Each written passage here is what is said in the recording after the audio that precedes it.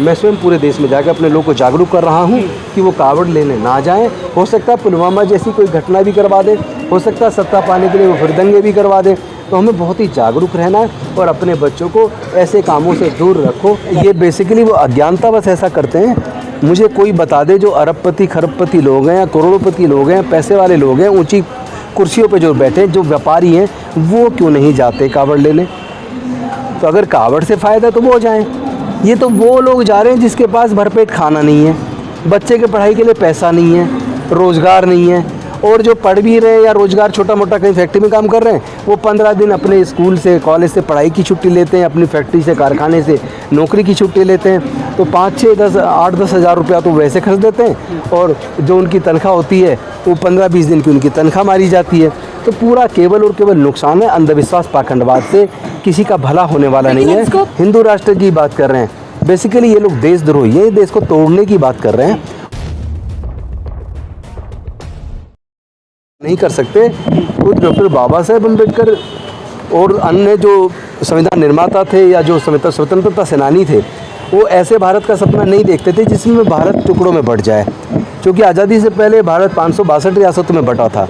बाबा साहेब ने उसको पूरा एकजुट करके एक राष्ट्र के रूप में खड़ा किया और एक ऐसा संविधान दिया जिसमें तमाम विविधता, तमाम जाति धर्म के लोग, अलग अलग संस्कृति भाषा के लोग किस तरीके से एकजुट रह के भारत को मजबूत कर रहे थे। लेकिन ऐसे में कुछ नकली साधु संत जिस तरह भड़काऊ भाषण दे रहे हैं और मारकाट मचाने की बात कर रहे हैं, हिंदू राष्ट्र की बात कर रहे हैं, बेसिकली ये लोग देशद्रोही हैं, देश को तोड़ने की बात कर रहे हैं। और देश तोड़ने से ही नहीं बनेगा, देश जोड़ने से बनेगा। देश नफरत से नहीं बनेगा, देश प्यार से बढ़ेगा। बड़े बड़े कैंप लगाए जा रहे हैं, टेंट लगता है लाखों रुपए का, इनको हवा पानी कहाँ से मिल रहा है? मैं समझता हूँ कि इसके लिए केंद्र की सरकार जिम्मेदार है और देश का न्यायालय जिम्मेदार है।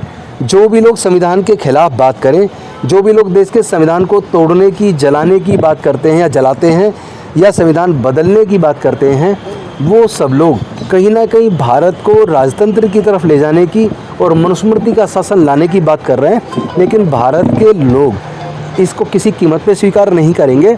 मैं उनकी तरह की नफ़रत की बात तो नहीं करूँगा, क्योंकि मैं तथागत बुद्ध और बाबा साहेब को मानने वाला हूँ। मैं प्यार में भरोसा करता हूँ, करुणा में भरोसा करता हूँ। मेरा ये मानना है कि भारत को अगर मजबूत होना है, दुनिया के सामने विश्वगुरु बनना है, तो जैसे सम्राट अशोक के टाइम पर भारत विश्वगुरु था, तो भारत बुद्ध का देश था, उसी तरह बुद्ध का जो शांति और मानवता का संदेश है, दया ममता करुणा प्रज्ञाशील और मैत्री का जो संदेश है, उसको आत्मसात करेगा तो भारत मजबूत बनेगा। अन्यथा अगर इस तरह के नफरत पैदा करने वाले आके कैंप्स लगाएंगे, भाषण देंगे, कथाएं करेंगे और भारत सरकार उनको गिरफ्तार करने की बजाय ऐसे लोगों की मदद करेगी, ऐसे लोगों को प्रोत्साहित करेगी और कोर्ट ऐसे लोगों को जेल में डालने की बजाय खुला छोड़ देगी, तो निश्चित तौर पर भारत कमज़ोर होगा। आज जब बुद्ध पूर्णिमा की जो है बनाया गया है, धम्मचक्र बनाया गया है, लेकिन सावन की भी शुरुआत हो जाएगी।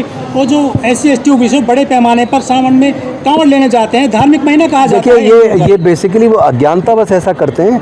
मुझे कोई बता दे जो अरबपति खरबपति लोग हैं या करोड़पति लोग हैं, पैसे वाले लोग हैं, ऊंची कुर्सियों पे जो बैठे, जो व्यापारी हैं, वो क्यों नहीं जाते कावड़ लेने।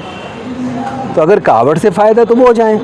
ये तो वो लोग जा रहे हैं जिसके पास भरपेट खाना नहीं है, बच्चे के पढ़ाई के लिए पैसा नहीं है, रोज़गार नहीं है, और जो पढ़ भी रहे हैं या रोज़गार छोटा मोटा कहीं फैक्ट्री में काम कर रहे हैं, वो 15 दिन अपने स्कूल से कॉलेज से पढ़ाई की छुट्टी लेते हैं, अपनी फैक्ट्री से कारखाने से नौकरी की छुट्टी लेते हैं। तो 5-6-10-8-10 हज़ार रुपया तो वैसे खर्च देते हैं, और जो उनकी तनख्वाह होती है वो 15-20 दिन की उनकी तनख्वाह मारी जाती है। तो पूरा केवल और केवल नुकसान है। अंधविश्वास पाखंडवाद से किसी का भला होने वाला नहीं है। इसको प्रोत्साहन तो सरकार खुद दे रही है, क्योंकि जगह जगह कैंप लगे होते हैं, उनके पानी और खाने की भी सरकारें ये कह लीजिए कि कुछ पार्टियां केवल सत्ता में बने रहने के लिए, चुनाव जीतने के लिए ऐसी गलत चीज़ों को प्रोत्साहित कर रही हैं, जिससे भारत कमज़ोर हो रहा है, जिससे भारत का गरीब और ज़्यादा गरीब हो रहा है, भारत में अशिक्षा बढ़ रही है, भारत में कुपोषण बढ़ रहा है, भारत में बेरोजगारी बढ़ रही है, और ये सरकारों के संरक्षण में हो रहा है, क्योंकि वो केवल सत्ता प्राप्त करने के लिए ऐसी चीज़ों को बढ़ावा। लेकिन अफसर से पैर दबाते हैं, फूल बरसाते हैं हेलीकॉप्टर से उत्तर प्रदेश में स्पेशली, ये तो उनको जो है काफ़ी मनोबल बढ़ता है युवाओं का। तो मैं ऐसे नेताओं से पूछना चाहता हूँ जो फूल बरसा रहे हैं, मैं कहता हूँ फूल ऐसे मत बरसाइए, आप उनको रोज़गार दीजिए, उनके बच्चों की पढ़ाई का इंतज़ाम कीजिए। आज हायर एजुकेशन इतना महंगा हो गया है कि वहाँ हमारे गरीब समाज के लोग, दलित, पिछड़े, आदिवासी, मजदूर, किसान या किसी भी जाति के वो लोग जिनके परिवार की इनकम 15,000 से कम है, ऐसे लोग अपने बच्चों को हायर एजुकेशन नहीं दिला पाएंगे। ये सरकारें ऐसे लोगों के बच्चों का गला घोटने का काम कर रही हैं, उनके रोज़गार छीनने का, उनको अंधविश्वास पखंडवाद में डालकर उनके वोट को डाका डालकर सत्ता में बना रहना चाहती है। लेकिन हमें अपने लोगों को जागरूक करना चाहिए। मैं स्वयं पूरे देश में जाकर अपने लोगों को जागरूक कर रहा हूँ कि वो कावड़ लेने ना जाएं।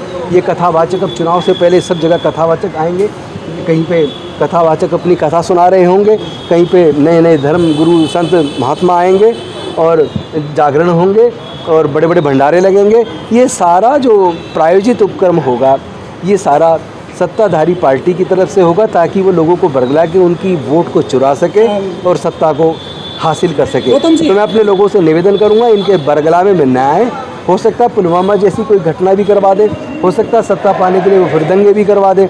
तो हमें बहुत ही जागरूक रहना है और अपने बच्चों को ऐसे कामों से दूर रखो जहाँ धर्म के नाम पर नफरत पैदा की। गौतम जी, आपके नाम पर भी 50 लाख की सुपारी दी गई थी परमहंस के द्वारा, ऐसा कहा गया था, लेकिन जो बड़े एक युवा नेता हैं दलितों के, उन पे हमला कर दिया गया है। दलितों के नेता निशाने पर क्यों आजकल मनुवादियों की? देखिए, जब हम हज़ारों साल की गुलामी से निकल के बाबा साहेब ने हमें रास्ता आगे बढ़ने का बनाया और उसकी वजह से थोड़ा हमारे जीवन में स्वाभिमान का जो जीवन हमें मिला, थोड़ी बहुत तरक्की होने लगी, ये उनको पच नहीं रही है। उनको लगता है जो हज़ारों साल तक हमारे गुलाम थे, हमारे सामने कुर्सी पे नहीं बैठ सकते थे, घर के सामने से चप्पल पहन के नहीं निकल सकते थे, हमारे कुएं पे चढ़ नहीं सकते थे, मंदिर में प्रवेश नहीं कर सकते थे। आज वो लोग बड़ी बड़ी कुर्सियों पे चले गए और पढ़ाई के रास्ते खुलने से ज्ञान आ गया, ज्ञान से बोलने की ताकत आ गई, अच्छे बुरे का अंतर करना आ गया। तो वो जो अपने हक अधिकार की बात कर रहे हैं तो वो उनको चुभता है, वो उनको हम लोग दुश्मन की तरह नज़र आते हैं। वो हमारी हत्या करने की धमकी देते हैं, पैर काटने की धमकी देते हैं, मारने की धमकी देते हैं, गला काटने की धमकी देते हैं। लेकिन मैं स्पष्ट कर दूं, हम डरने वाले लोग नहीं है, चूँकि मरना सत्य है। लेकिन जब एक दिन सबको मरना है। बुद्ध ने कहा हर चीज़ अनित्य, जो आया है उसको जाना भी तय, तो मरना तो है। तो मरने के डर से हम अपने समाज के हक अधिकार की लड़ाई को नहीं छोड़ सकते। एक बहुजन हम उसको जारी रखेंगे। बहुजन अफसर है ज्योति करके, उसको काफ़ी जो है वायरल किया जा रहा है। क्या और महिलाएं भी तो अफसर हैं, उनको निशाने पर क्यों लिया गया है मीडिया में? देखिए, हमारे अफसरों को ये मान लेना चाहिए कि उनका उत्पीड़न करने का वो कोई मौका नहीं चूकेंगे।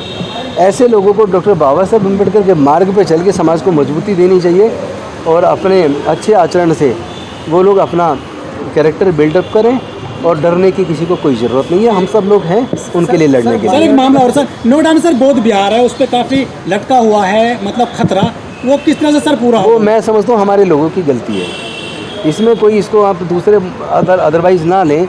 अगर हम कोई लैंड हमें मिलती है सरकार से, किसी शर्तों के साथ मिलती है और हमें उसका पैसा जमा करना है, तो हमें चाहे भीख मांगनी पड़ती, गली गली हमें चंदा इकट्ठा करना पड़ता है, हमें टाइमली उसको जमा करना चाहिए था।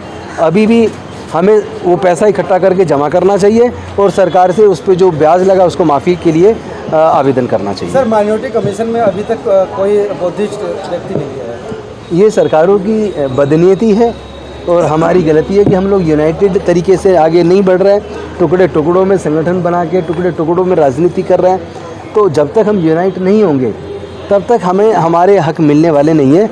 मैं पूरे देश में अपने लोगों का आह्वान कर रहा हूँ, आप किसी भी पार्टी में हैं, किसी भी संगठन में हैं, कम से कम कॉमन मुद्दों पर एकजुट हो जाइए। हम एकजुट होकर लड़ेंगे तो उसके बाद हमें ये नहीं मांगना पड़ेगा कि माइनॉरिटी कमीशन में हमारा मेंबर बनाओ।